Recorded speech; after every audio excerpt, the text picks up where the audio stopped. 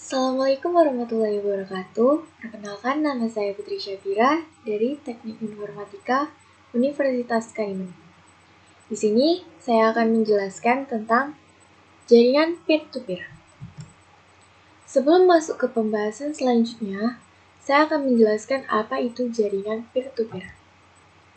Jaringan peer-to-peer yaitu rancangan di mana setiap komputer dalam jaringan saling terhubung secara langsung tanpa adanya kontrol dari komputer server. Contoh peer-to-peer yaitu jika biasanya Benny ingin mengirim pesan ke Amel menggunakan internet, pesan akan meninggalkan perangkatnya dan didorong ke server. Kemudian server akan mengirim pesan ke perangkat Amel. Sedangkan jika menggunakan komunikasi peer-to-peer, pesan akan dikirim langsung dari perangkat Benny ke perangkat Amel tanpa melalui server, seperti percakapan dalam dunia nyata. Setelah koneksi dibuat di antara dua perangkat, masing-masing perangkat berfungsi sebagai server dan penerima, dan memungkinkan pesan-pesan berjalan tanpa gangguan. Manfaat jaringan peer-to-peer yaitu bagaimana kita bisa mengontrol data kita sebagai pengguna internet. Kita memiliki hak atas data kita, tetapi jika kita menggunakan layanan yang membutuhkan server pusat, data kita adalah milik mereka. Peer-to-peer memungkinkan kita mengambil kendali penuh atas siapa yang melihat data kita, kemana info itu akan pergi, dan bagaimana itu digunakan, tanpa pihak ketiga yang memegang data kita. Peer-to-peer juga membantu memastikan keamanan karena data kita tersimpan di perangkat kita. Kelebihan jaringan peer-to-peer. 1. Setiap komputer dapat saling terhubung dengan mudah, bahkan cukup menggunakan satu kabel UTP bisa saling berbagi file.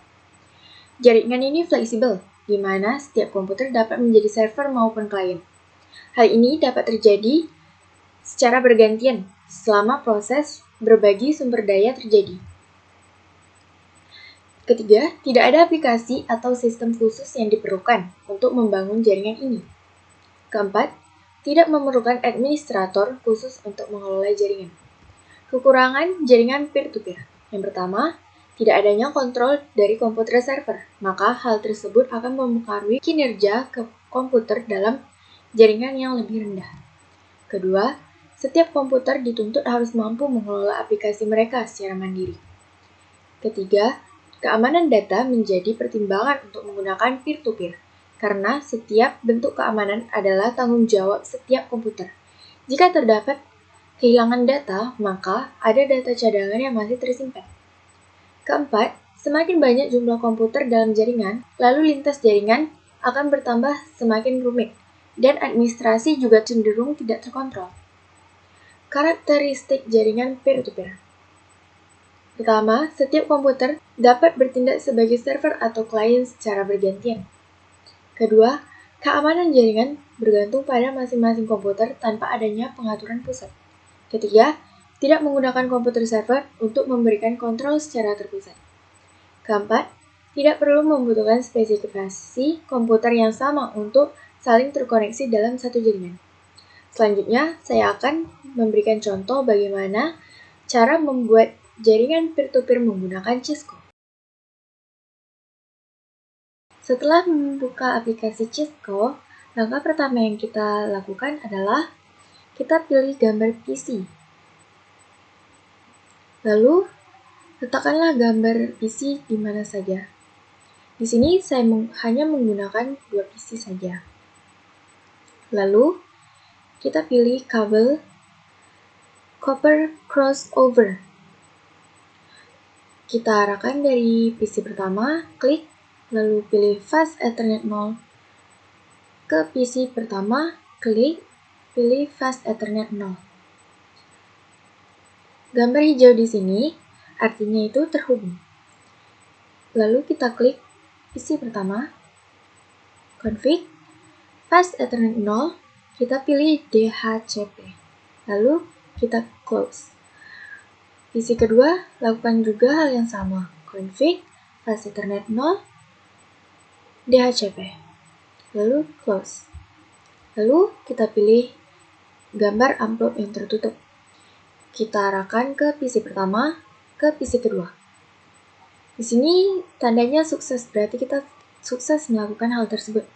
Lalu kita coba lagi, arahkan dari PC kedua ke PC pertama. Dan sukses juga, berarti kita sukses melakukan hal tersebut. Jika ingin menggunakan IP address, klik PC pertama, lalu pilih fast Ethernet 0, static. Di sini IP address-nya kita masukkan angkanya 192.168.100.1. Subnet mask-nya kalian hanya perlu klik sekali dan akan muncul otomatis. Lalu close. PC keduanya lakukan hal yang sama, fast Ethernet 0, static. IP-nya 192.168.100. Jangan menggunakan angka 1 lagi. Nanti terjadinya konflik antara PC pertama dan PC kedua karena IP address-nya sama. Di sini kita pakai IP-nya 2. Subnet mask-nya akan otomatis ketika kita klik. Lalu kita close. Kita ambil gambar amplop yang tertutup, kita arahkan ke PC pertama, lalu PC kedua. Sukses, lalu kita pilih lagi dari PC kedua ke PC pertama. Dan sukses. Inilah cara konfigurasi IP address-nya. Mudah bukan? Kalian bisa coba di laptop atau komputer yang sudah terinstall aplikasi Cisco. Sekian dari saya, terima kasih sudah menonton. Assalamualaikum, bye-bye.